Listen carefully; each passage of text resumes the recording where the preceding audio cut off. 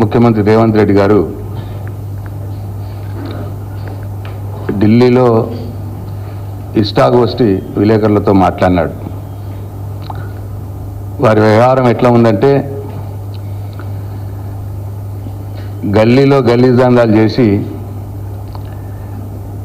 ఢిల్లీలో గులాంగిరి చేస్తున్నట్టు ఆయన వ్యవహారం ఉంది. ఎందుకంటే ఆయన మాటలే పాపం ఆయన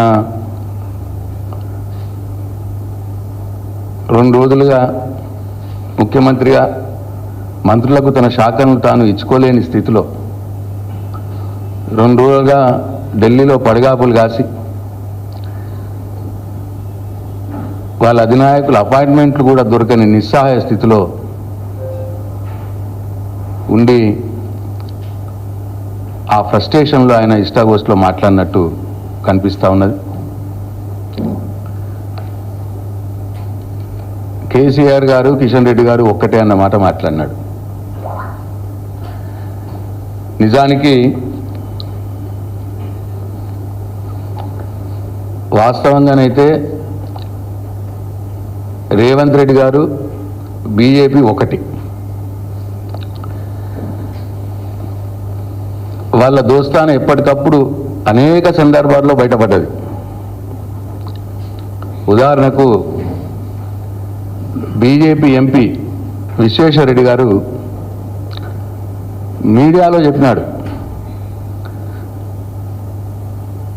రేవంత్ రెడ్డి గారు కాంగ్రెస్ పార్టీ తరఫున వీక్ క్యాండిడేట్లను మొన్న ఎంపీ ఎన్నికల్లో నిలబెట్టి మా బీజేపీ ఎంపీలు గెలవటానికి హెల్ప్ చేసినారు అని చెప్పి బీజేపీ ఎంపీ విశ్వేశ్వరరెడ్డి గారు స్వయంగా చెప్పినారు మీడియాలో. ఆయన చెప్పిన దాంట్లో వాస్తవం ఉంది నిజంగా. ఎందుకంటే మొన్న జరిగిన ఎంపీ ఎన్నికల్లో చూసుకుంటే మల్కాజ్గిరి పార్లమెంటు బీజేపీ అభ్యర్థి ఈటల రాజేందర్ గారి మీద అసలు ఆ ఏరియాకు, ఆ ప్రాంతానికి సంబంధం లేనటువంటి సునీతా మహేందర్ రెడ్డి గారిని ఎక్కడి నుంచో తీసుకొచ్చి తద్వారా పరోక్షంగా బీజేపీ ఎంపీ ఈటల రాజేందర్ గారు గెలవటానికి సహాయపడ్డది రేవంత్ రెడ్డి. అట్లనే అది వేరే పార్టీల నుంచి తీసుకొచ్చి, మళ్ళీ వేరే పార్టీల నుంచి, వేరే ప్రాంతం నుంచి తీసుకొచ్చి ఈటల రాజేందర్ గారు బలమైన నాయకుడు, ఆయన ఎదురుగా బలహీన అంటే నా ఉద్దేశం ఆ ప్రాంతానికి సంబంధం లేని వ్యక్తిని తీసుకొచ్చి నిలబెట్టి ఆయనను గెలిపించడానికి దోహదపడ్డాడు రేవంత్ రెడ్డి. అట్లనే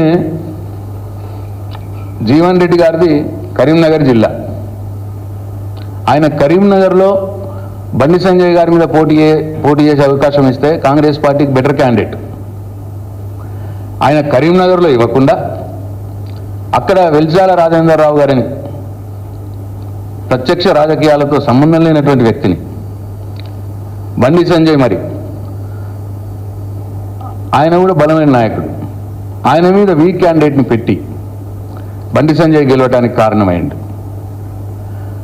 మళ్ళీ జీవన్ రెడ్డి గారిని ఏం చేశాడు, కరీంనగర్లో పెట్టాలి ఆయన్ని, పెడితే అక్కడ బెటర్ క్యాండిడేట్ కరీంనగర్లో కాంగ్రెస్ పార్టీకి తీసుకొచ్చి నిజామాబాద్లో పెట్టినారు. మళ్ళీ నిజామాబాద్ ఆయన వీక్ క్యాండిడేట్. ఆయనకు నిజామాబాద్ పార్లమెంటు నియోజకవర్గంలో 5 అసెంబ్లీ నియోజకవర్గాలకు ఆయనకు సంబంధం లేదు. ఆయన్ని పెట్టి అరవింద్ని గెలిపేయడానికి కారణమైంది రేవంత్ రెడ్డి. అక్కడనేమో బండి సంజయ్ని గెలిపేయడానికి కారణమైంది కరీంనగర్లో. అట్లనే సికింద్రాబాద్ కిషన్ రెడ్డి గారి మీద, ఆయన కూడా బలమైన క్యాండిడేట్ బీజేపీకి.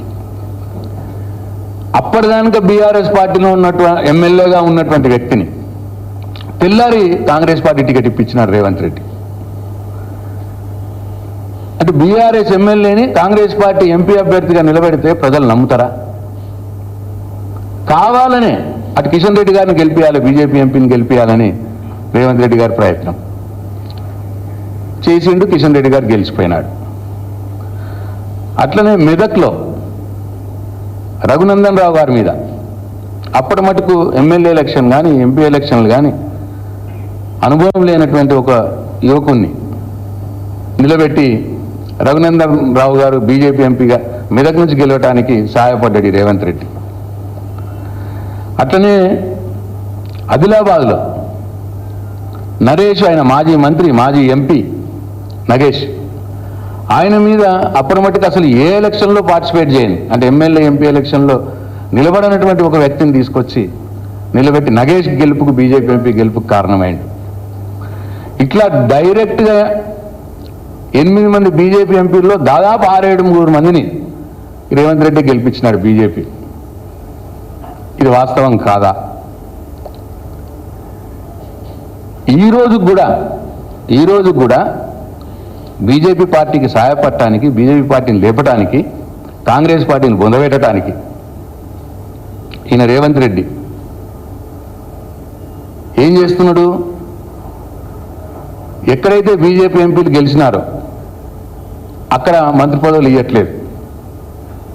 ఉదాహరణకు మన నిజామాబాద్ జిల్లా, అక్కడ బీజేపీ ఎంపీ అరవింద్, ఆ జిల్లాకి ఇప్పుడు మంత్రి పదవి లేదు. అట్లనే హైదరాబాద్ రంగారెడ్డిలో Kishan Reddy BJP MP, Etela Rajender BJP MP, Konda Vishweshwar Reddy BJP MP. Hyderabad Rangareddy జిల్లాలకు ప్రాతినిధ్యం లేదు, మంత్రి పదవులు లేవు. అట్లనే ఆదిలాబాద్లో నగేష్ ఎంపీ, ఆ ఎంపీ నియోజకవర్గ 9 నియోజకవర్గాల 7 అసెంబ్లీ నియోజకవర్గాలకు సంబంధించిన ఒక్క మంత్రి కూడా లేడు.